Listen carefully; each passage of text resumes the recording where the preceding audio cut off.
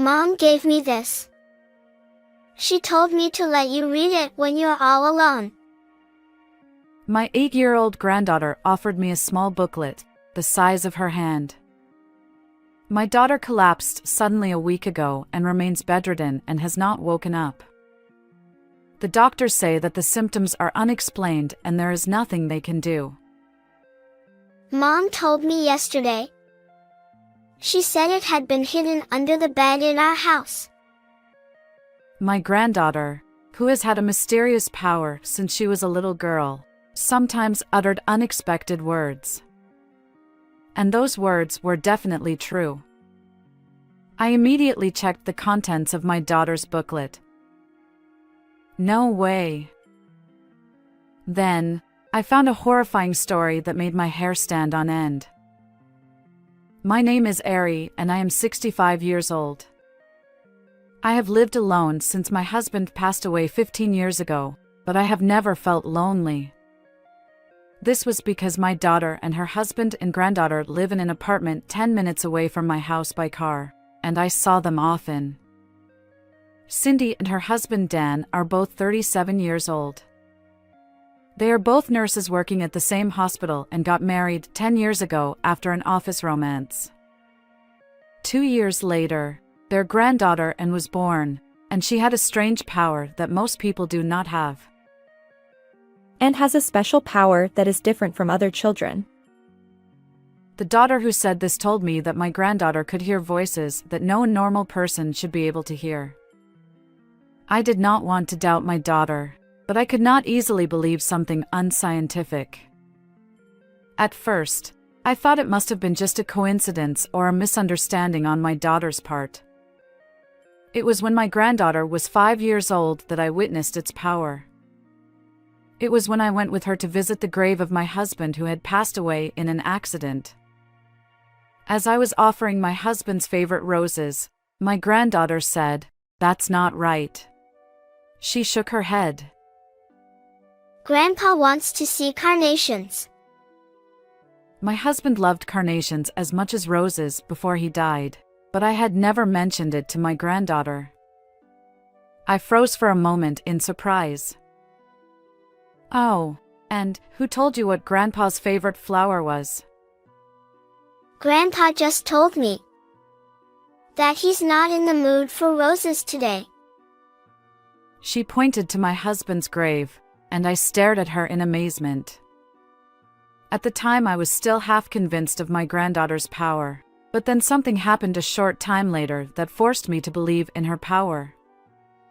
It happened when I went to the supermarket with my daughter and granddaughter.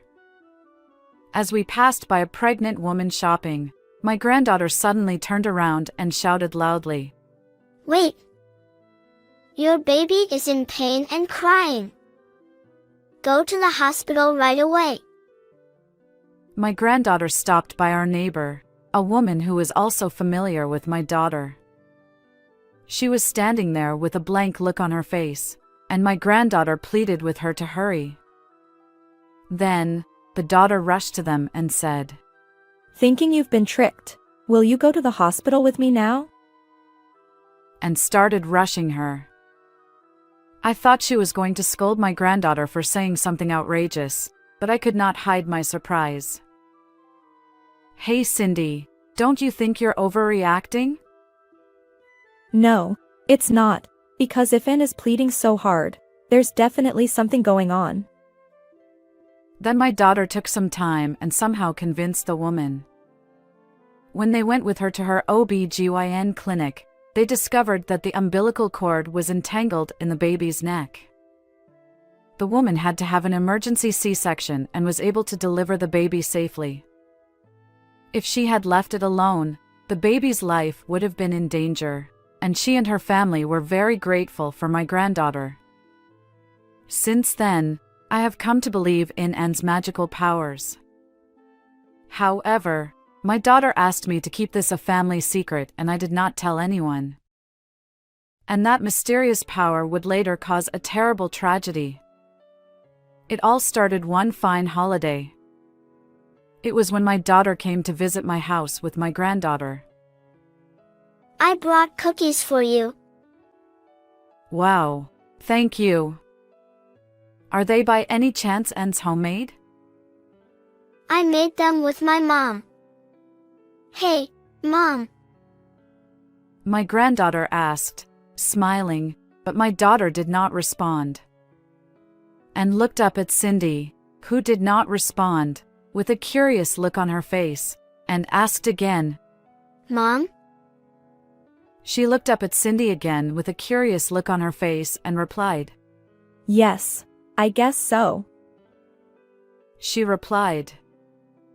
I wondered what was wrong with her. It was not like Cindy.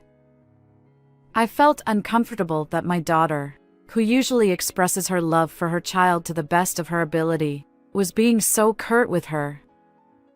She continued to act strangely after that, and no matter what I tried to say to her, all she would say was, well, or yeah, as if she was not in the right place at all. I sensed that something was wrong with my daughter. I asked her, Hey, are you okay? If you have any problems or concerns, just tell me. My daughter seemed lost for a while, but then she opened her mouth with a troubled look on her face. Actually, Dan and I had a fight. It was the night before that day. My son-in-law, who had seen a program about a child with psychic powers, suddenly said, Let's use Anne's powers to make money.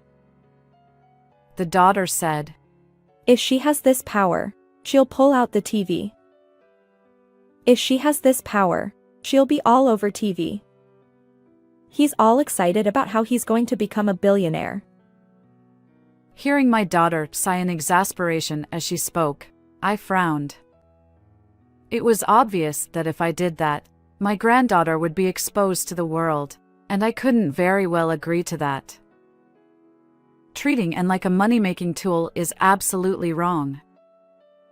My daughter nodded her head and said, I understand, as I strongly pleaded with her. She thought it was up to Anne herself to decide when she was older whether or not she wanted to make her magical powers known to the public. I agreed with her and was relieved that Cindy had some common sense in her thinking. Have you told Dan how you feel? Yes, but he didn't seem too convinced. She really still wanted to discuss it, but her granddaughter, who had been sleeping, woke up and the conversation became moot. I was even angry at my son-in-law, but my daughter said she would not question him any further now. We were just talking the other day about how we want to build a house soon, and I think he's just temporarily feeling more comfortable with money. My daughter defends Dan by saying so. If Cindy, his wife, is like that, it is not for me to say. I decided to trust my daughter's judgment that my son-in-law's comment was a temporary distraction. A few days later, something unforgivable happened that I could not think of in that way. That day I was at a big park with my daughter, her husband, and my granddaughter. I was concerned about my son-in-law, but I was relieved that it was an unnecessary worry, as both my granddaughter and daughter were treating each other as usual and enjoying themselves as a family. However, that was a big mistake. The moment my daughter left my granddaughter's side to go to the bathroom, my son-in-law took her to the square where there was a street performance. As I followed him, wondering what was going on, my son-in-law suddenly picked up my granddaughter in his arms and lifted her as high as he could. Then, he took an extraordinary action. This kid has a mysterious power. She can hear the baby in her mother's belly. Showing and held up high to the people around her, the son-in-law shouted out loud while moving in a circle around her. I was so surprised that my son-in-law started to do something so strange that I froze for a moment, but I immediately grabbed his arm to stop him. Hey, stop it! It's none of your business. Don't interrupt me. He didn't listen at all and shook my hand off. This kid is the child of God. He raised his voice even higher. Families and elderly couples walking in the park were glancing at us as if they were looking at something strange. I was rapidly becoming impatient, and just as I was about to do something to stop them, my daughter came dashing back when she heard my son-in-law yelling. What are you doing? Put it down right now. My daughter stormed at my son-in-law with great force. Overwhelmed by Cindy's anger, the son-in-law reluctantly put down his granddaughter. My granddaughter, who had been held in his arms forcibly and roughly pushed around, was on the verge of tears. And, are you okay? That was scary. My daughter stared at my son-in-law with a stern face as she hugged my granddaughter with tears filling her eyes. However, my son-in-law turned away and pretended not to know. Cindy knew she couldn't go on like this, and when and calmed down, she said, I'll talk to him for a minute. And left the place. While we were waiting for them, my granddaughter and I decided to go to a place with a lot of playground equipment and play. At first, my granddaughter still looked a little frightened, but as we played together, she regained her energy, which was a relief. A short time later, it was only my daughter who returned to us. She told me that her son-in-law had left sulking after an argument with Cindy. While I was listening to her story, I noticed a fresh scrape on my daughter's elbow. What happened to that injury? Actually, Dan got mad and pushed me. Really? Are you okay?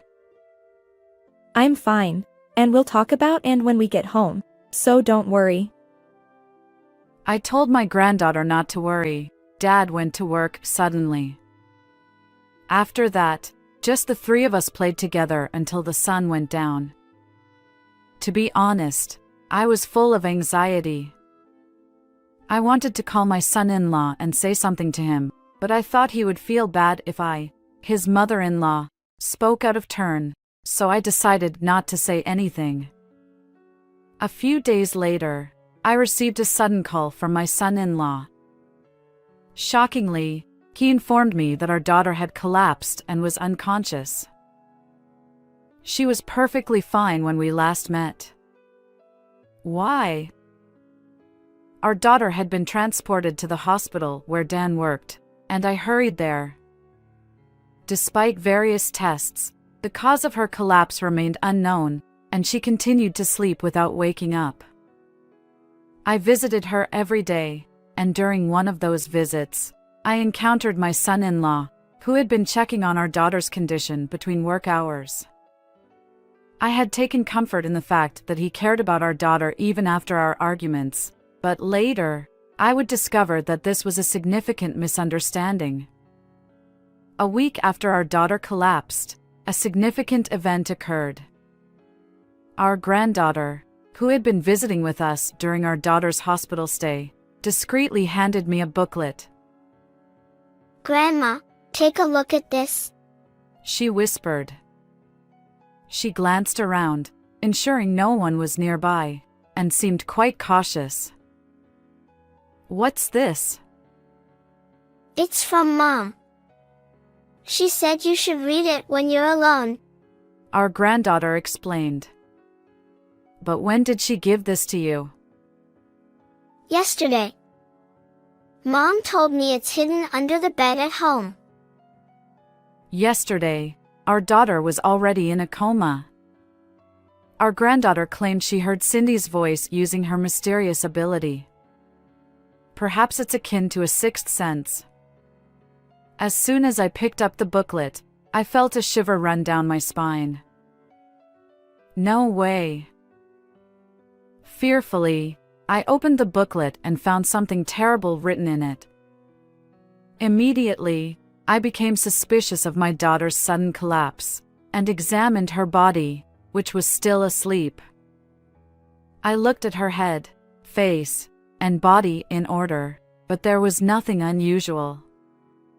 However, just to be sure, I took off her underwear and found something extraordinary.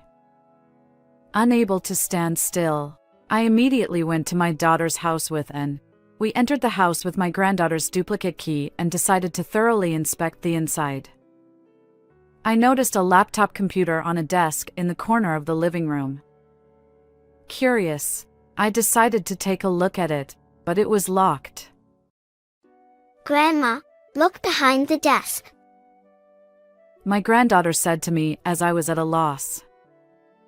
I looked behind the desk as she told me, and found a piece of paper with a PIN number written on it.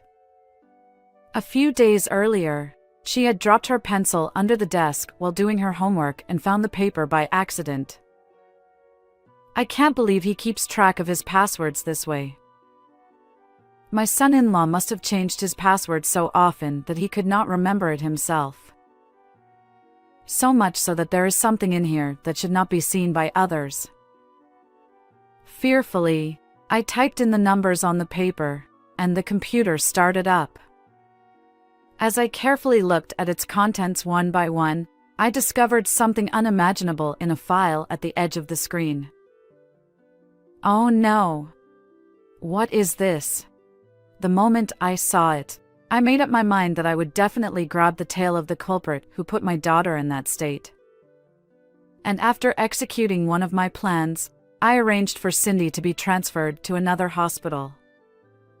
Then that night, my son-in-law came over to my house in a great hurry. Why did you transfer Cindy to another hospital? He was so angry that he shouted at the top of his lungs, not caring about the neighbor's eyes even though he was on our doorstep. I thought it was the right thing to do, so I discussed it with her doctor and decided to do it. When I replied nonchalantly, his son-in-law raised his voice. Don't do anything selfish. My son-in-law raised his voice. I brought her all the way to the hospital where I work because I wanted to be close by and talk to her every day. The son-in-law lowered his eyebrows in an exaggerated manner and mumbled with a look that said he was worried about his daughter. I was so disgusted by his expression that I couldn't contain myself and stormed over to him the next moment. No way! You tried to send Cindy to the other side of the world. What? What are you talking about all of a sudden? After a moment of wide-eyed impatience, I silently offered something to my son-in-law, who immediately turned red and became angry. It was my daughter's booklet that I had secretly received from my granddaughter. The first part of the diary was a bland one, but after a certain day, it became all about my son-in-law. Just from the day you said you wanted to use and as a money-making tool. The daughter's diary said, Dan has been acting strange since we had the fight about Anne. He has become unfriendly and cold. Dan seems to be sneaking around on the computer looking up things. I can't help but feel uneasy. This is just a small part of the story, but I could see how my daughter was growing more anxious and distressed as the days went by. When I think of Cindy at this time, it is heartbreaking.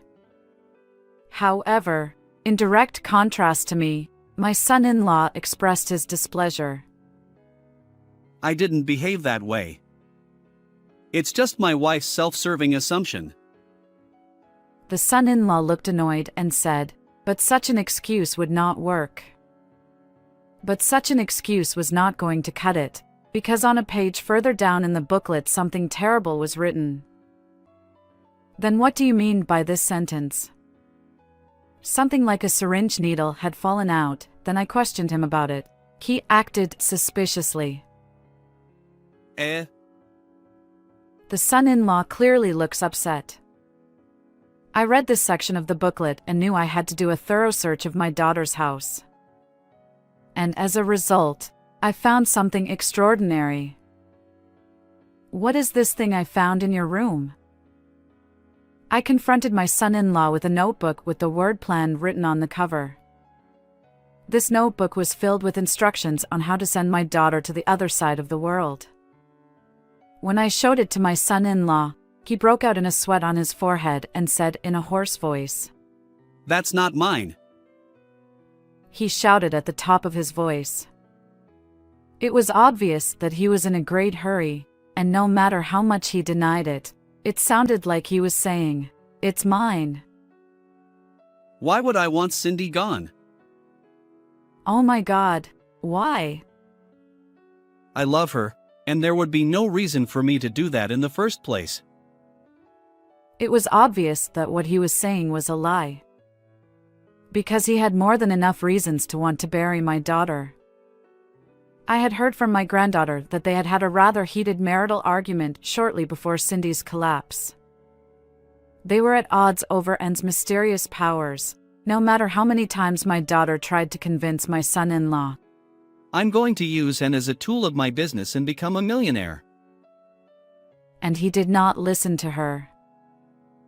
She was against it and would never break, so you decided to take her in your hands, didn't you? And made up that story on her own. I bet she made up that plan as a prank too. How could an 8-year-old kid plan something like this? Besides, I found syringe marks on Cindy's body. How are you going to explain this? When I examined every inch of my daughter's body as she lay in her hospital room, I found something extraordinary. It was the injection marks. What's more, that's not all I found. When I found the computer at my daughter's house, I checked his online purchase history and found evidence of large quantities of nuts, chemicals, and syringes. Those nuts are used as a spice in cooking, but in large doses they can cause drowsiness. My son-in-law mixed a large amount of it in her food, put my daughter to sleep, and had her rushed to the hospital where he worked. Since it was the hospital where he worked, it was easy for him to secretly falsify the results of various tests. Since his daughter and son-in-law have the same blood type, he exchanged Cindy's blood with his own that he had originally prepared. In this way, after hospitalizing his daughter, he kept putting her to sleep with this and that, and tried to extinguish Cindy's life by injecting drugs little by little with a syringe. All these plans were written down in the notebook. I don't know anything. Please don't make me the bad guy when you have no proof that the notebook is mine. He was still trying to keep his mouth shut at this point, but we still had a trump card left. Well, I'll show you the definitive proof. As soon as I played back the recording, his face turned blue and his stubborn attitude turned into a panic. Oh my God. Why is this thing on there? I showed my son-in-law a video that showed him in the hospital room putting something into my daughter's IV. Upon seeing the booklet and the plan, I was convinced that my son-in-law was trying to make Cindy disappear, and I immediately set up a small hidden camera in my daughter's hospital room. I made that footage available to my phone in real time and checked the video every 10 minutes. Then, a few hours after setting up the camera, I was able to record the decisive moment. This was just the injection of a drug that the doctor had ordered. There is no use in telling such a lie. Immediately after I saw this video, I asked the doctor to retrieve the IV and analyze the ingredients inside. As a result, I found out that it was mixed with a dangerous chemical that the hospital did not have.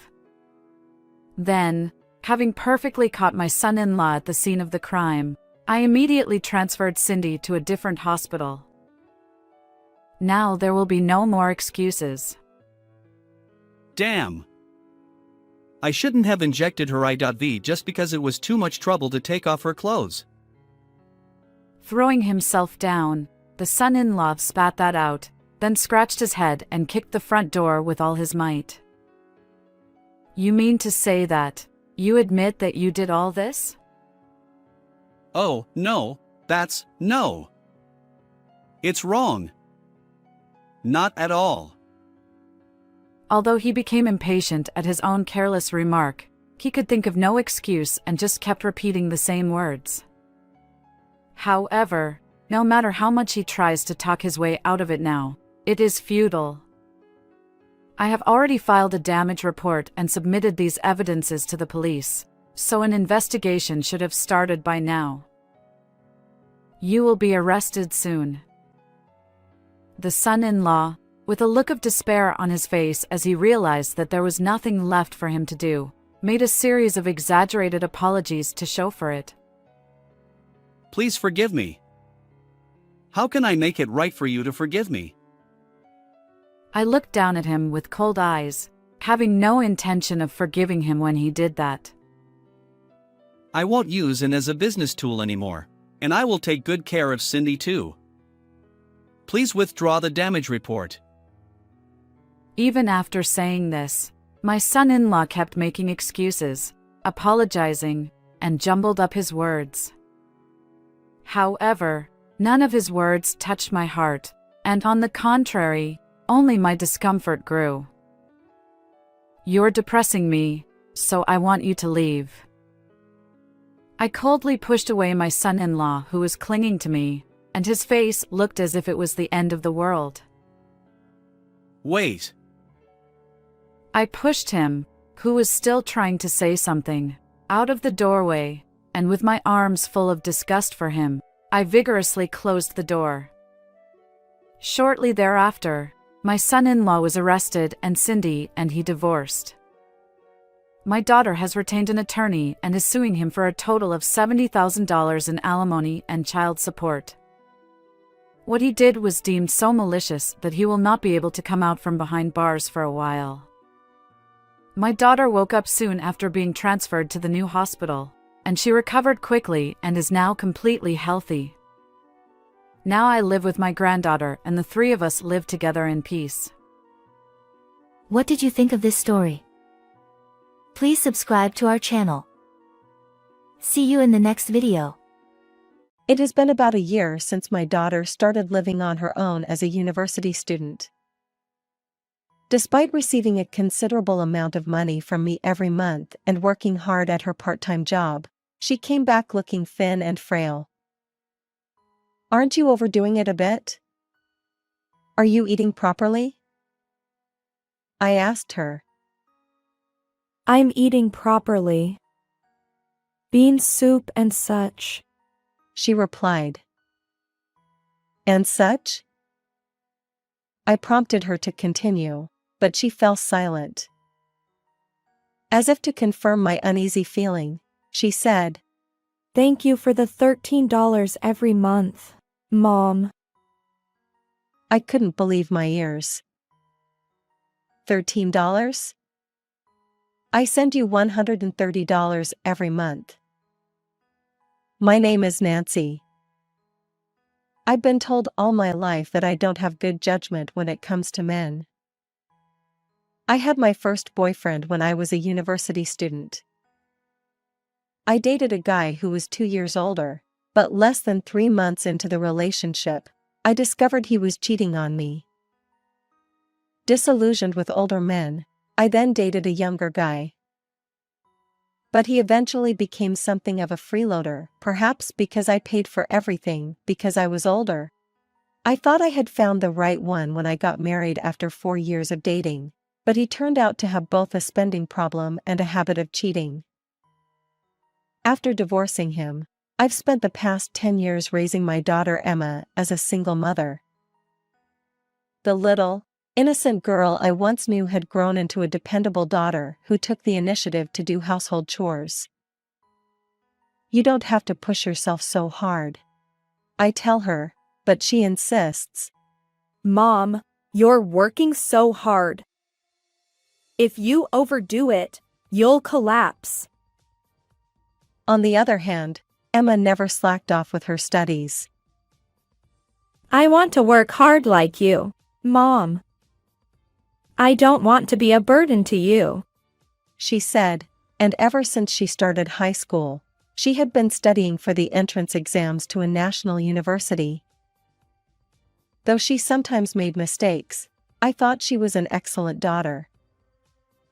After intense studying, Emma finally passed the entrance exam to a certain national university. When we went to see the results together, we found her exam number on the bulletin board and rejoiced together, holding hands. The time until her university enrollment flew by. I took some vacation days, and we went on a celebratory trip, which was really enjoyable. Soaking up to her shoulders in the warm water of the spa, Emma said, "Mom, it's so warm." with rosy cheeks, and I felt a deep affection for her. I vowed to myself that no matter what happened, I would protect my daughter. With her university entrance, my daughter left our home.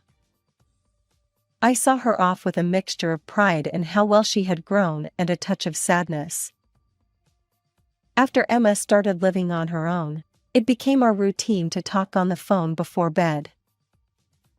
Emma was already good at household chores and more responsible than most her age. I wasn't too worried about her day-to-day life, but the fact that she was a young woman living alone did leave me with some lingering concerns. Sometimes I wondered if I was being overprotective, but since Emma always seemed happy to talk every night, those post-work calls became a cherished part of my day. Emma shared many stories with me about her university classes, the new friends she made, joining a music club with her friends, and even about a senior she was interested in. Her days seemed fulfilling and fun, which made me very happy. As the first semester was coming to an end, Emma nervously said, "Hey, Mom, I have something to tell you." It turned out to be a happy announcement. I recently got a boyfriend. Her boyfriend was Jason, the senior she was a bit interested in from her club. I replied, "That's great. Congratulations." But inwardly, I was a bit worried. After all, my daughter had inherited my supposed poor judgment in men. I was anxious about the possibility of her experiencing the same bad luck with men that I had. Sensing my concern, Emma asked, "Can I bring him over to introduce him to you?" I put on a cheerful tone and said, "Of course." During the summer break, Emma came home and brought her boyfriend Jason with her. When I finally met him, Jason turned out to be a well-groomed and pleasant young man. Nice to meet you. I'm Jason, and I'm dating your daughter. He said clearly, bowing his head as soon as I greeted him at the door. He seemed like a responsible young man, and I felt a wave of relief, thinking my worries might have been unfounded. Jason didn't have dyed hair or piercings, but he had a sophisticated air about him. His beauty mark was rather charming. I remembered how I used to be attracted to such people when I was Emma's age, and it made me feel oddly nostalgic. Then, while having tea with him and Emma, I found Jason to be not only responsible but also very considerate. He would promptly offer to help, saying, I'll take that. when I was serving tea, and he would discreetly refill my cup when it was empty. Jason is quite a nice guy, I whispered to Emma when Jason left the room for a moment.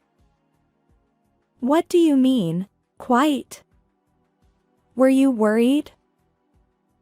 Emma replied with a slightly embarrassed smile. Of course. After all, he's the man my daughter likes. "Oh, come on, it's fine. I'm not like you, Mom," she said, and we both laughed together. Soon, the second semester began. Emma determined not to burden me and spent her days working part-time jobs to cover her living expenses. I sent her money each month just in case, but she seemed to be saving it for the future. Emma appeared to be very reliable at her workplace, balancing both her studies and part-time jobs to the point that she rarely attended her club activities anymore. Are you okay? Don't overdo it, and use the money I send you. If you want, I can come over and help with the housework. I worried and asked. Emma replied weakly. I'm fine. Since I stopped going to the club, Jason has been coming over often to check on me.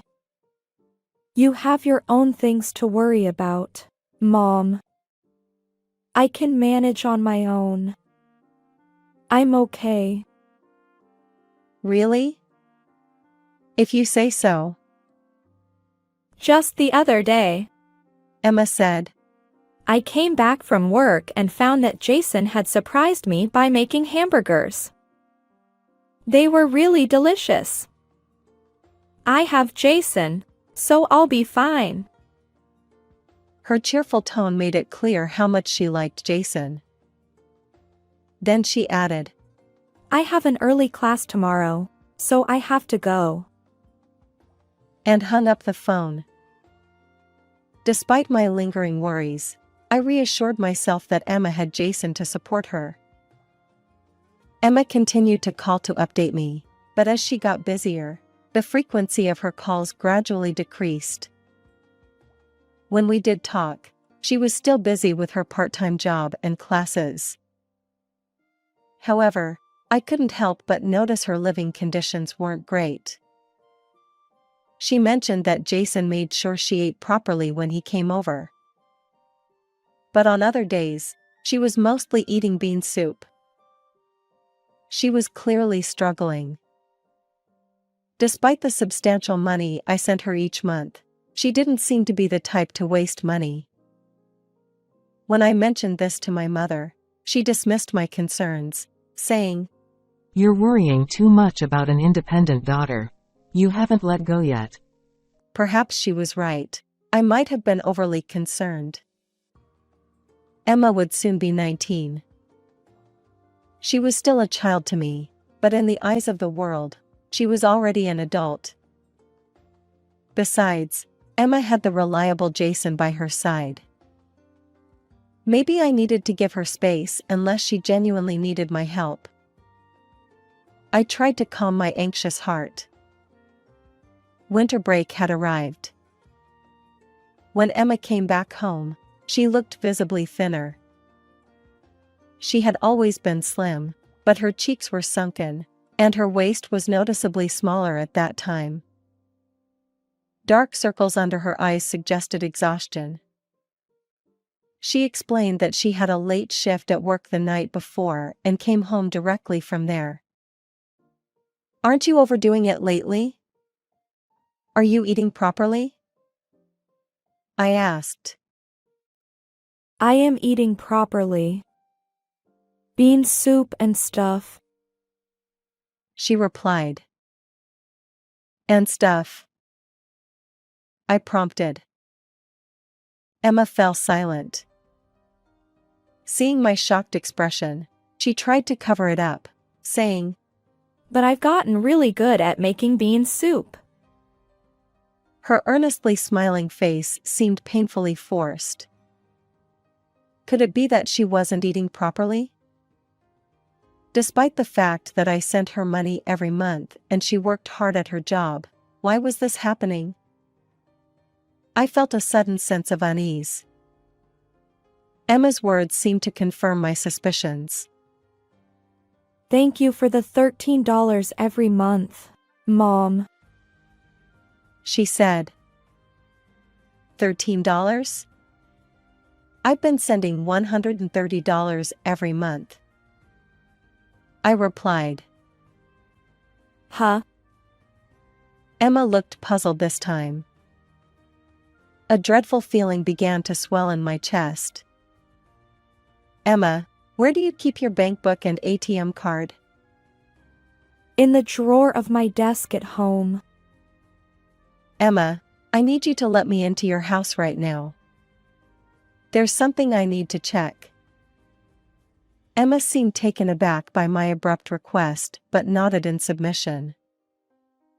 On the train heading to Emma's apartment, I talked to her about various things. The first topic that, why did you think the allowance was $13? Emma explained that she had separate accounts, one for her earnings from work, which she used for daily expenses, and another for the allowance I sent her, which she considered as savings. With the start of the new semester, she had to buy textbooks and other necessities, which depleted her savings account. When she checked it recently, she found it only had $78 left. Although Emma felt that the balance was low, she couldn't recall touching the account for the past 6 months. While she knew I was sending her money, she never asked for a specific amount.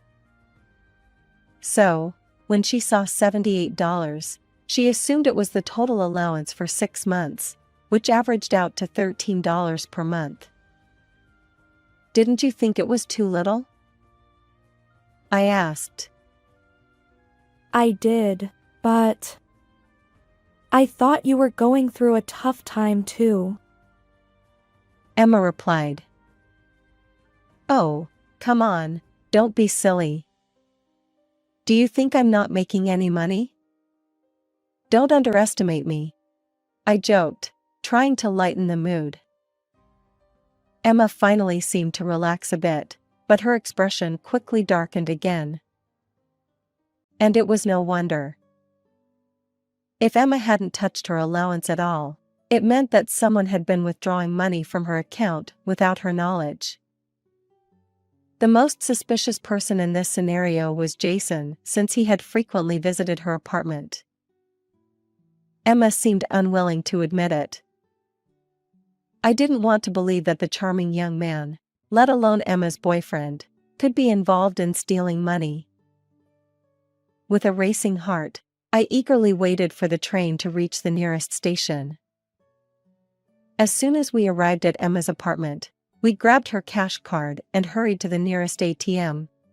The bank would close in the evening, and the sun was already setting, so time was of the essence. We slid the bank book into the ATM machine and waited for the transaction to be recorded. As we looked at the numbers printed on the bank book that was spit out, we both held our breath. $130 was indeed deposited every month, but there were signs of frequent withdrawals. Emma turned pale and whispered, Why? I took Emma to a cafe since she looked like she might collapse at any moment, and decided to delve deeper into the situation. Primarily, I wanted to understand how she managed her bank book.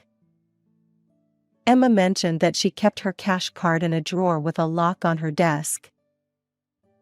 However, since the key was in a different drawer, it was entirely possible to access it if someone entered the house. The only person who could rummage through the room in Emma's absence was her boyfriend, Jason, who had a spare key. Furthermore, the PIN was the same as Emma's usual card, suggesting it might have been observed when she withdrew money. Perhaps she was also careless when she opened the account. I'm sorry. I didn't think about it carefully enough. I never imagined it would be used by someone else. I apologized. You don't have to apologize, Mom. It's my fault for not being vigilant enough with the management. Emma replied. Both of us lowered our heads. But, I began. The worst offender is the person who unlawfully used someone else's money. I continued. Yeah. Emma's reply lacked energy. It was understandable. To be betrayed in this manner by the person she trusted the most. Seeing my daughter disheartened pained my heart. I'll handle this matter, I found myself saying. Huh? Emma was taken aback. I know you might not want to deal with it, but this is a serious crime. We need to gather evidence and report it to the police, I explained. What? Police? Emma's voice trembled with agitation. Yes, it's that serious. Don't worry. I'll take care of it. It's to ensure you can continue your university life without worries, okay? I reassured. Emma hesitated, then nodded slightly. Sometime later, I visited a certain detective agency. I had relied on them during the investigation of my husband's infidelity. I need you to investigate my daughter's boyfriend. His name is Jason, a sophomore in the economics department at the same university as my daughter. He might have been using the allowance I sent to my daughter without permission. I explained, showing them the photos Emma had sent me. They readily accepted the case. The fee was not trivial, but it was all for the sake of clarifying the truth, for Emma's sake. While waiting for the investigation, at Emma's anxious suggestion, she started commuting to school from my house. The commute took over an hour each way, so it seemed like a hassle, but Emma visibly relaxed when I returned home. Once, she even made bean soup as a side dish for dinner. I've gotten good at bean soup, she said one day. And indeed, the bean soup she made were rich and delicious. As my heart ached, knowing she must have been making them every day, Emma winked confidently at me. And then, a month later, the results of the investigation came in. It seemed undeniable that Jason had been withdrawing money from Emma's account. According to the information gathered, Jason's lifestyle suddenly improved after he started dating Emma, as testified by his friends. Surprisingly, Jason's wrongdoing didn't end there. He appeared to be involved with multiple other women. As I was left speechless, several photos were handed to me. Photos of Jason arm in arm with different women, happily dining at restaurants, peering into arcades together, and strolling through the hotel district. In each photo, the same man with distinctive freckles on his face appeared, unmistakably Jason. The detective solemnly informed me. It seems Jason has been stealing your daughter's allowance to maintain a lavish lifestyle not only for his friends but also for multiple other girlfriends. I thanked the detective profusely and bowed deeply. Now, it was time to launch our counterattack. First, I filed a police report. Then, I sent written statements to Jason's parents, his university, and all the girlfriends he was involved with, detailing his actions.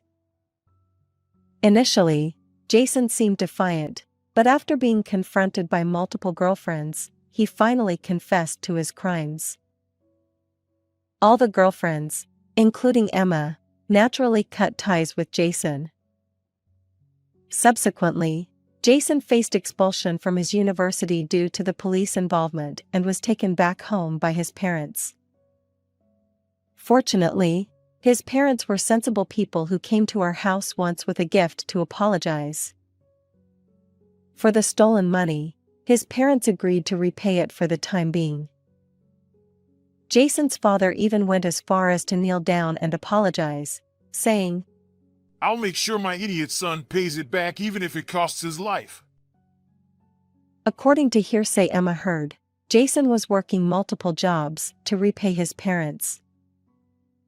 As things settled down, it was just the beginning of spring. To celebrate cutting ties with the bad influence and Emma's spring break, we went on a trip for the first time in a year. Since then, Emma seemed to have gotten her life back on track, with her skin glowing and her body looking healthier. We soaked in warm baths together, indulged in delicious hotel meals, and watched TV. It felt like we were finally having some peaceful time after a long while. Mom. Emma spoke up from her bed just before sleep. "What is it?" I asked. Didn't Dad's wastefulness and infidelity lead to your divorce? She asked. Emma's words made me snap back to reality. My ex-husband was like Jason and spent money recklessly just to impress others. Because of that, he stopped providing for the household, and on top of that, he cheated on me, which led to me serving him with divorce papers. We seem to have chosen similar kinds of men, haven't we? Emma said with a slightly sad smile. Yeah, we'll have to be more careful from now on. I replied with a deliberately bright tone, feeling a bit uneasy. Come to think of it, Mom, you seem to be in high spirits lately. Do you have a boyfriend or something? Emma asked. No way. I don't have a boyfriend yet, I replied. Could it be that you're about to get one? She teased. I haven't told Emma yet that I've been getting along quite well with the investigator assigned to the case ever since the incident. Yet, she seems to have noticed. Is it a woman's intuition at work? Or perhaps it's because we've been together for so long as mother and daughter?